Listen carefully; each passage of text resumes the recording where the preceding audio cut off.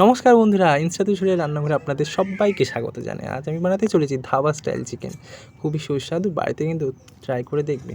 আলু কাটা আছে, জল, মাংস, এদিকে লঙ্কার গুঁড়ো, হলুদ গুঁড়ো, তেল, পেঁয়াজ কাটা আছে, এদিকে ম্যাগি মশলা, এদিকে নুন, এদিকে আদা রসুন বাটা, পেঁয়াজ বাটা। বাড়িতে কম উপকরণ দিয়েই কিন্তু এটা বানানো যাবে। খুবই টেস্টি, ভাতে এবং রুটির সঙ্গে বা পরোটার সঙ্গে খুব ভালো যাবে। বাড়িতে কিন্তু করে দেখবে। আর আমি এদিকে কড়াটা কাঠের গুঁড়ো আর তেল দিয়ে ভালো করে লেপে নিচ্ছি। নিয়ে পাখাটা জ্বালিয়ে দিয়ে এবারে রান্না শুরু। এবারে কড়াইতে তেল দিয়ে দিলাম আলুটা ভাজার জন্য। আলুগুলো কড়াইয়ের মধ্যে তেল গরম হয়ে গেলে আলুগুলো দিয়ে দিতে হবে।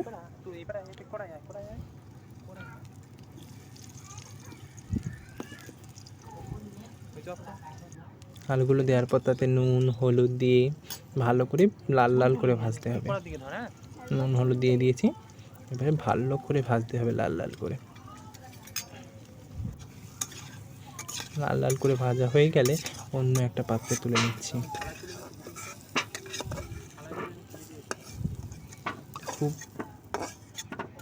তারপর সেই একই করে আবার সেই সাদা তেল ঢেলে দিচ্ছি পরিমাণ মতো।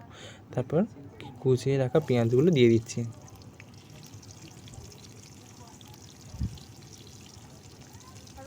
দিয়ে ভালো করে পেঁয়াজটা যতক্ষণ না বাদামি কালার হচ্ছে ভালো করে নাড়তে হবে। বাদামি হয়ে গেলে ভালো করে নাড়তে হবে। তাড়াতাড়ি পেঁয়াজটা ভাজার জন্য অল্প একটু নুন দিতে হবে, যাতে পেঁয়াজটা তাড়াতাড়ি ভাজা হয়ে যায়। ব্রাউন হয়ে আসার সঙ্গে সঙ্গেই তার মধ্যে পেঁয়াজ বাটাটা অ্যাড করতে হবে।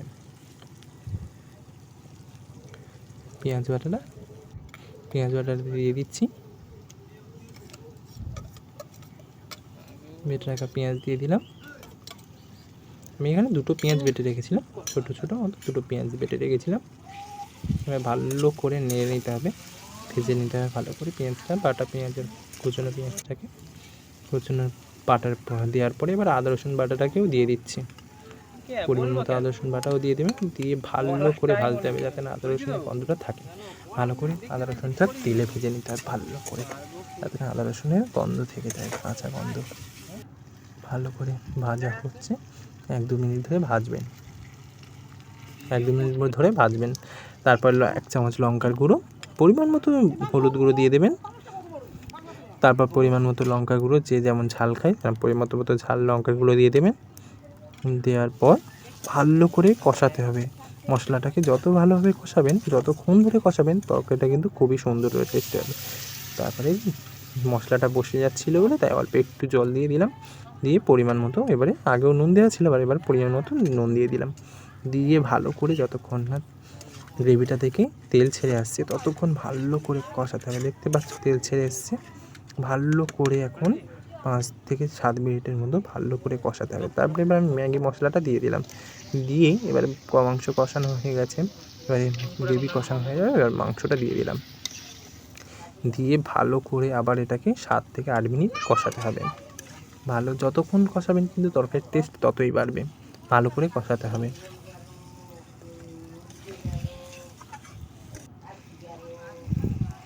কষানো যখন কমপ্লিট হয়ে আসবে তখন এবারে সে আলুটা দিয়ে দিতে হবে। এবারে আলুটা দিয়ে দিচ্ছি, যে ভেজে রাখা আলুটাও দিয়ে দিতে হবে।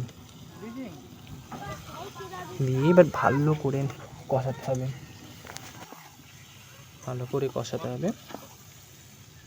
তোমরা দেখতে পাচ্ছ যে তো তেলগুলো ছেড়ে আসছে আস্তে আস্তে। ভালো করে কিন্তু কষাতে হবে 7 থেকে 8 মিনিট মতো, তবেই কিন্তু তরকারিটার টেস্ট আসবে। বারবার বলছি, ভালো করে কষাবে।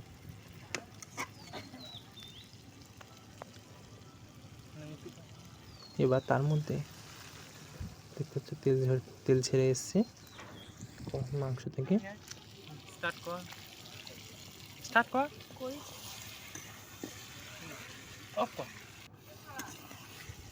এবার দেখতে পাচ্ছ মাংসটা কষানো হয়ে এসছে। এবারে পরিমাণ মতো জল দিতে হবে, যাতে মাংসটা 50% মতো তো সেদ্ধ হয়ে গেছে। এবারে আর 50% যাতে সেদ্ধ হয়ে যায় তার পরিমাণ মতো জল দিতে হবে। দিয়ে এবার ভালো করে নাড়িয়ে নিয়ে এবার ঢাকা দিতে হবে। ঢাকা দিয়ে এবার ফুটতে থাকুক যতক্ষণ না মাংসটা সেদ্ধ হয়ে যায়। মাঝে করে একবার চেক করে নেবে যে সেদ্ধ হয়েছে কিনা। আমার এখনও সেদ্ধ হয়নি। আমি আবার ঢাকা দিয়ে রেখে দেবো কিছুক্ষণের জন্য। ঢাকা দেওয়ার পরে তারপর কেমন হয়েছে দেখতে থাকো। আর আমার চ্যানেলটাকে সাবস্ক্রাইব করো, কমেন্ট, শেয়ার, লাইক করো। আর কেমন হয়েছে ভিডিওটা কিন্তু কমেন্ট